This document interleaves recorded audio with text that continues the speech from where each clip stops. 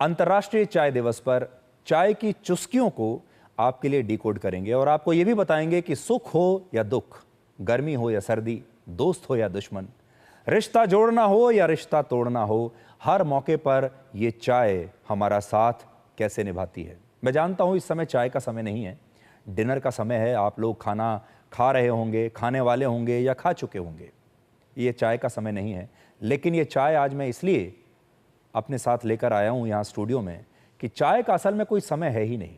चाय आप कभी भी पी सकते हैं, सुबह पी सकते हैं, शाम को पी सकते हैं, रात में भी पी सकते हैं, जब चाहे पी सकते हैं, किसी भी मौके पर पी सकते हैं।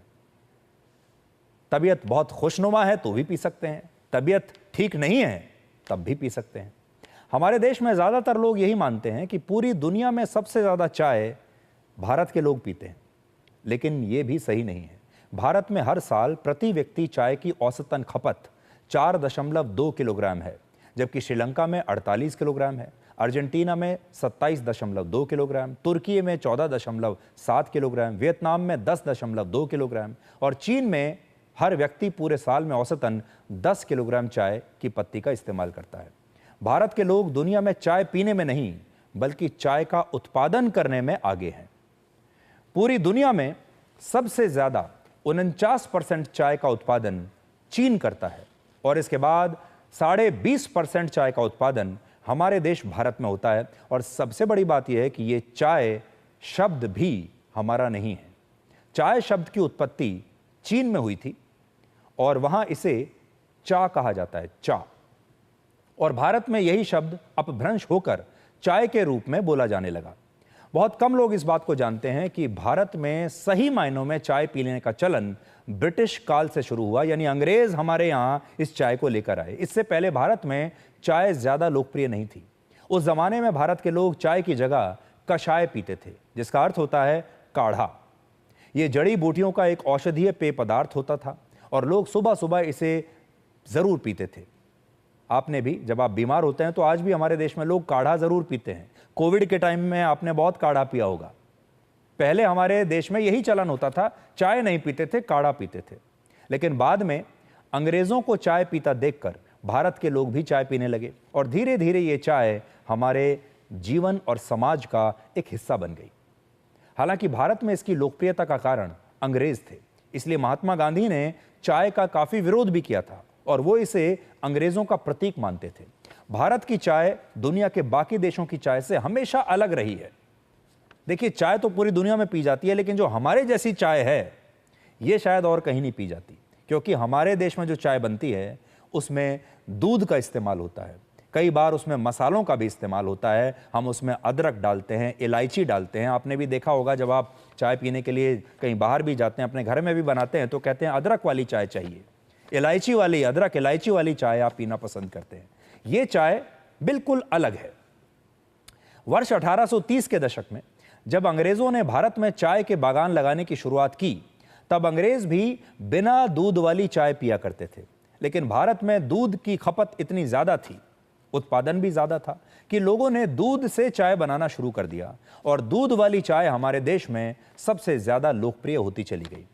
और आज इस दूध वाली चाय को कई डॉक्टर्स और एक्सपर्ट्स बीमारियों की जड़ भी मानते हैं। इस पर अमेरिका की ब्राउन यूनिवर्सिटी ने एक रिसर्च की और बताया कि दूध वाली चाय के हर कप में 40 मिलीग्राम कैफीन होता है, जो न सिर्फ स्लीप पैटर्न को, यानी आपकी नींद को बिगाड़ देता है, बल्कि इससे हृदय रोग समेत कई दूसरी बीमारियां भी हो सकती हैं।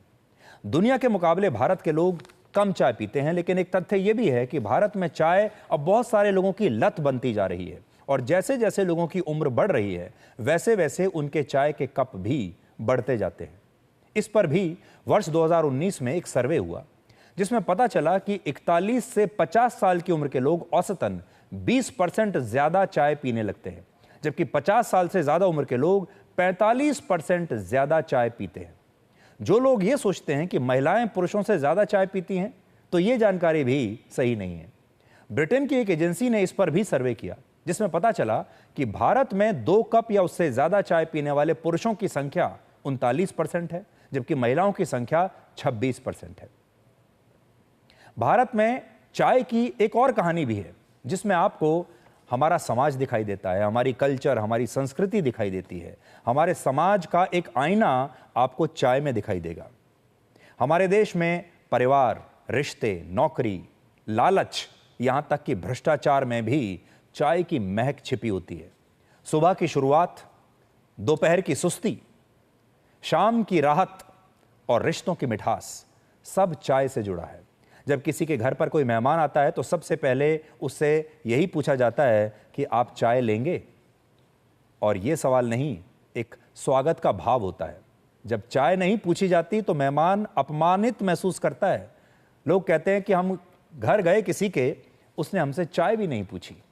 इसलिए अगर आप किसी के घर जाते हैं तो लोग सबसे पहले यही कहते हैं कि चाय लेंगे, और आपको चाय ना भी पीनी हो तो भी आपको लगता है कि शिष्टाचार के नाते आपका सम्मान हुआ है।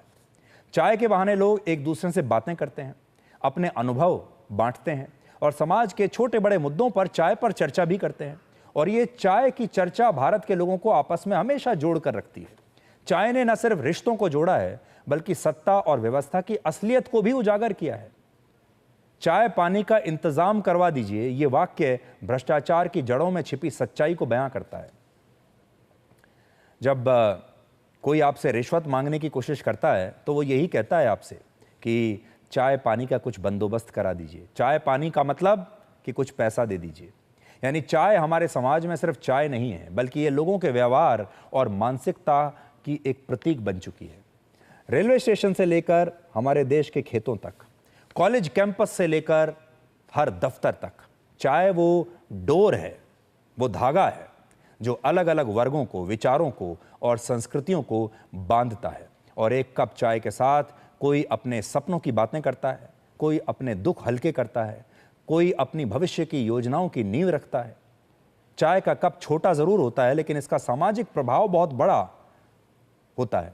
और ये भारतीय समाज की वो नब्ज है जहां विचारों का उबाल, भावनाओं की मिठास और संवाद की गर्माहट एक साथ मिलती है। और हमारे समाज का कड़वा सच भी इसी चाय में आपको मिलेगा। आपने देखा होगा, जब चाय में मक्खी गिरती है तो लोग चाय को फेंक देते हैं, लेकिन जब घी में मक्खी गिरती है तो लोग उस घी से मक्खी को निकाल कर बाहर फेंक देते हैं और फिर घी को इस्तेमाल करते हैं।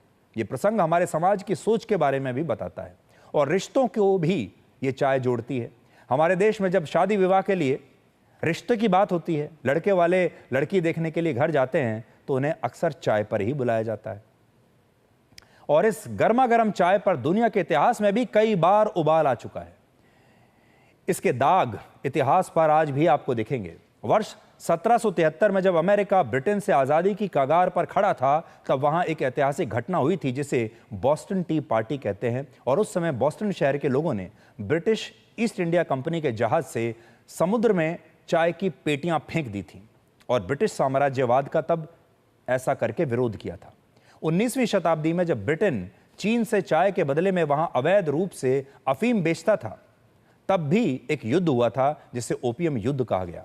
और 16वीं शताब्दी में रशिया ने चीन से चाय मंगवाने के लिए एक लंबा चाय मार्ग यानी टी रोड या टी रूट बनाया था, जिसने रशिया को साइबेरिया तक फैलने में मदद की और चीन और रशिया के संबंध मजबूत हुए। और ऐसी घटनाओं की लिस्ट भी बहुत लंबी है।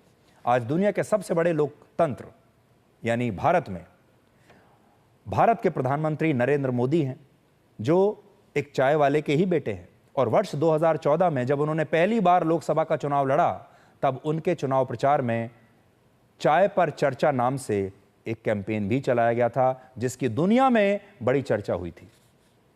और चाय पर चर्चा तभी से सुपरहिट हुआ जब से प्रधानमंत्री मोदी ने इसे अपनी कैंपेन का एक हिस्सा बनाया।